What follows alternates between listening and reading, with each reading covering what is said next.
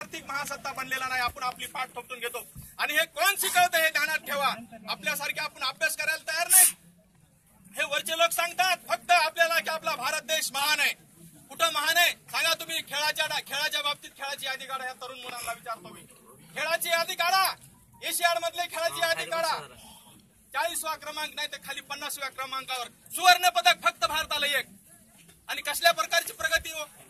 पण हे जे काय फळ्यावर बसलेले आहेत हे फक्त सांगतात आपला देश खूप मोठा व्हायलाय, आपला देश खूप मोठा झालाय, महासत्ता बनणार आहे, आर्थिक महासत्ता बनणार आहे। कशाची आर्थिक महासत्ता, कशाची प्रगती आहे? हे सगळे भडवे आपल्याला या ठिकाणी चुत्या बनवायले, हे कधी बी तुम्ही ध्यानात घेतलं पाहिजे। म्हणून सर्वांनी जागा व्हा आणि जागा होऊन जी उन्नती करायची। आताच काही तरुणांनी सांगितलं की बाबा आपापल्या प्रगती करा।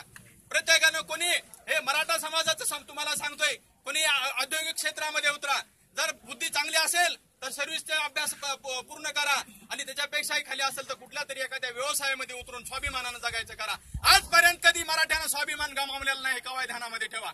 जेवढं जमेल तेवढं स्वाभिमानाने काम करा, कोणावर अन्याय नको, कोणावर अत्याचार नको, स्वाभिमानानं जगायचं सोडू नका। आणि हे स्वाभिमान जो आहे हा स्वाभिमानानंच आपण आरक्षण घेतल्याशिवाय गप्प बसणार नाही। याच्यामध्ये त्यांनी लिहिलेलं नाही किंवा एक मला मुद्दा टाकायचा होता, परंतु त्यांच्या कसं लक्षात आलं नाही कोणास ठाऊक। मला हा एक मुद्दा सांगायचा आहे, त्याच्यात एक शेवटचा मुद्दा सांगायला पाहिजे होते की याद राखा सरकार, आमच्या शांततेचा तुम्ही अंत पाहू नका। यानंतरचे जे काय आमचे मोर्चे होतील, यानंतरचे काय रस्ता रोको होतील ते आगस्ताळे होतील, आगस्ताळे। त्यावेळेस तुमचं नाक दाबल्याशिवाय आम्ही गप्प बसणार नाही होता।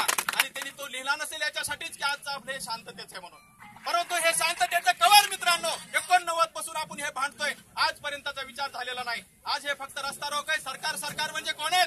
सरकार म्हणजे तुम्ही आपणच आहेत। सरकार दुसरं कोणी नसतंय, सरकार बनवणारे आपण आहे। सरकार आपल्यापासून बनतंय, आणि विचार करून तुम्ही पण मतदान ज्यावेळेस करतात त्यावेळेस विचारपूर्वक केलं पाहिजे। आपल्याला आपलं खाली खणून चालवलं जावं लागलं म्हणजे किती कमाल आहे। 65% समाज हा मराठा असताना तुम्हाला नाही त्या ठिकाणी जाऊन म्हणजे खाली बसावं लागेल।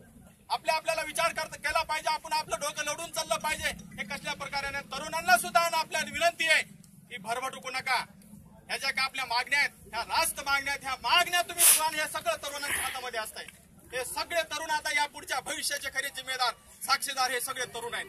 आम्ही पुढे सरकलेले या तरुणांना ध्यानात ठेवा, हे जे काय आरक्षण आहे आरक्षण घेतल्याशिवाय गप्पा बसू नका। आणि उद्या जे येणारे जे काय मोर्चे आहेत आपले मराठा समाजाचे, या मराठा समाजानं जे आज्ञा करताल त्या समाजाचे ते